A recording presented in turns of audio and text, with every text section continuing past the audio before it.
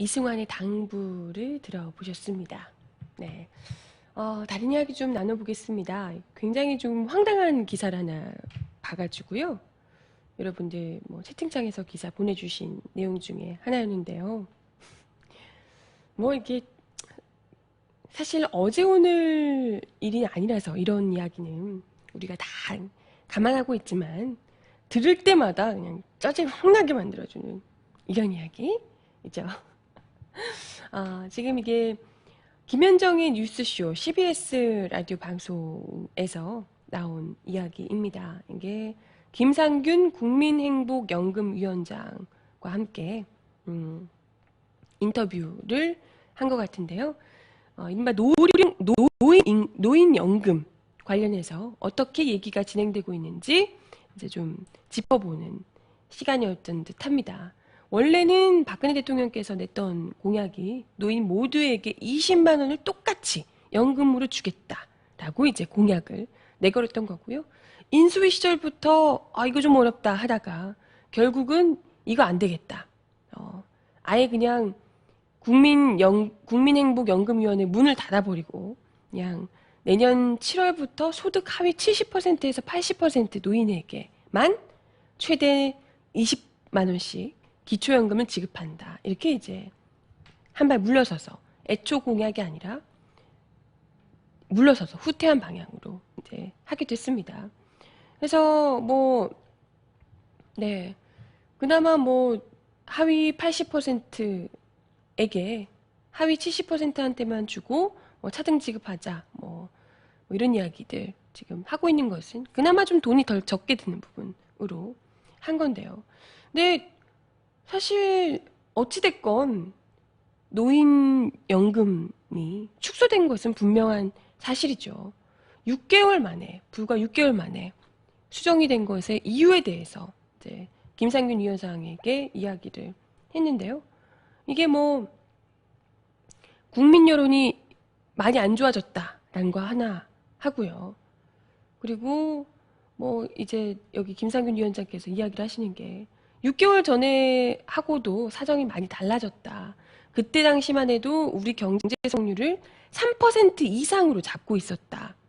근데 지금 이제 워낙 불황이다 보니까 우리 세수가 지금 많이 상반기 세수가 작년보다 9조 내지 10조 원까지 줄어들면서 지금 너무 어려워졌다. 경제 불황 때문에 경제 활력이 많이 안 좋아져서 어려워졌다. 그래서 지금 작년에 비해서 나빠져서 지금 이렇게 될 수밖에 없었다. 이런 이야기를 하셨다고 합니다. 김현정 앵커가 이렇게 얘기를 하시네요. 아니 작년에도 불황 아니었습니까? 올해도 불황이고 계속 불황인데 그걸 8개월 전에도 이분들이 모르셨을까요? 경제 전문가들이 이렇게 질문을 하시는데요. 그렇죠. 이게 지금 어제 오늘 불황이 아니잖아요. 우리가 봐도 경제가 더 나빠질 것이다 라는 것이 자명한 사실인데 지금 이명박 정부에서 얼마나 그 경제가 파탄나도록 만들어 놓은 밑밥을 깔아 놓은 것들이 얼마나 많은데 씨를 막 뿌려 놓은 것도 한두 개가 아니잖아요. 얘네들이 지금 온갖 해충들이 경제를 다 잠식해 가고 있는 상황에서 뻔히 지금 해충 뽑지도 못했는데 해충들 다 속아내지도 못했는데 당연히 더 안 좋아지죠. 근데 그때는 몰랐다며? 되더라도 이렇게까지는 안 될 줄은 몰랐다. 이렇게까지 어려울 줄 몰랐다.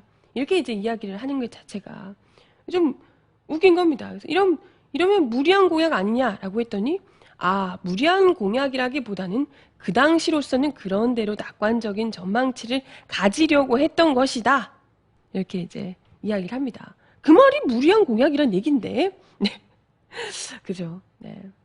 아무튼 너무나도 스스로도 이게 장기적인 공약이라고 보긴 어려웠다. 이런 것을 어떻게 보면 인정을 한 셈이라고 볼 수가 있을 것 같고요. 근데 여기서 더 황당한 이야기도 있습니다. 지금 어찌됐건 노인들이 이렇게 줄어들게 된 거니까요. 노인들께서 받을 수 있는 상황이었는데 20만 원 다 주겠다 그러면 다 노인들이 받는 건데 못 받게 됐다. 이렇게 되면 굉장히 어르신들께서도 좀 실망스러워하지 않으시겠어요, 그죠? 믿고 뽑아줬는데라고 어르신들이 다 그죠?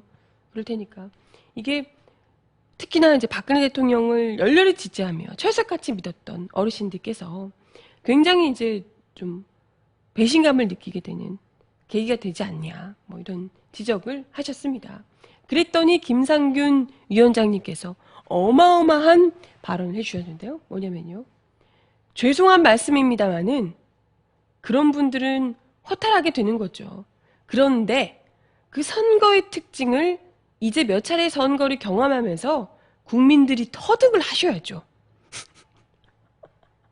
네, 미친, 어머나, 네, 죄송해요. 네, 국민들이 공약이 제대로 되지 않는다는 걸, 공약이 낙관적인 공약이 많고 주로 정말 뻥이 많다는 것을 공약을 믿으면 안 된다. 선거 몇 번 치러봤으면 국민들이 알아야지. 그걸 뭐 또 믿고 그러면 뭐 어떡하라는 건 이런 식의 얘기를 한 겁니다. 국민들이 선거 경험하면서 터득을 하셨어야죠. 아, 국민들이 그걸 선거 당하고 계속해서 그렇게 뒤통수를 맞고 공약을 다 그렇게 물어돌리는 정권들을 보면서도 계속해서 순진하게 후보자를 믿고 공약을 하겠다는 걸 고스란히 믿고 뽑아주는 국민들이 바보다. 뭐 그런 얘기군요. 아직까지도 터득을 못했냐. 그걸 믿니? 이 바보 멍충아? 이렇게 얘기를 하는 겁니다. 대박이죠. 그래서 아니 국민들이 터득을 하는 게 아니라 알아서 좀 순수한 국민들 위해서 정직한 공약을 해주시면 안 되는 거냐. 이렇게 얘기했더니 이분 김상균 위원장 그러면 표를 얻기 힘들다는 것이 정치적 속성이죠. 이렇게 이야기를 합니다. 대박이네요. 사실대로 이야기를 해서 공약을 하면 표를 얻기 어렵기 때문에 공약을 다 뻥튀기를 하는 거고 이걸 믿은 국민들 니들 잘못이지 이렇게 이야기를 하셨다는 거죠.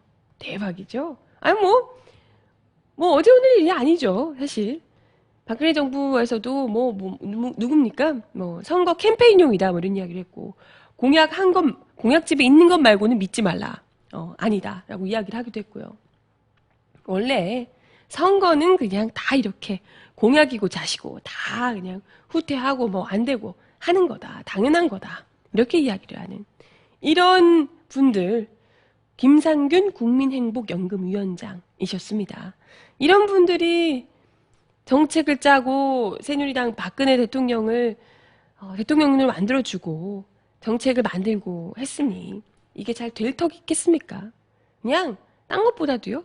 새누리당이 말하는 어떤 공약들도 선거 때 뭐라고 굽신굽신하는 것도 다 그냥 믿어주면 안 됩니다. 뻥치지 말라고. 네가 언제 그랬냐고. 어차피 또 안 할 거 아니냐고. 이렇게 네, 얘기를 해줄 필요가 있을 것 같습니다. 아무튼 뭐 이런 장밋빛 공약 자체가 민주주의 선거의 속성이라며 자기들은 잘못한 게 아무것도 없다며 국민들한테 죄송해서 어쩔 줄을 몰라요. 뭐 박박 기어야 할 이 사람들이 이렇게 얘기하고 있으니 우리 국민들이 분노할 수밖에 없겠죠. 이래놓고 또 엄한 데서 세금 올리겠다고 또 담뱃값 올리겠다고 하고 뭐 이딴 얘기 하는 거죠. 그렇죠?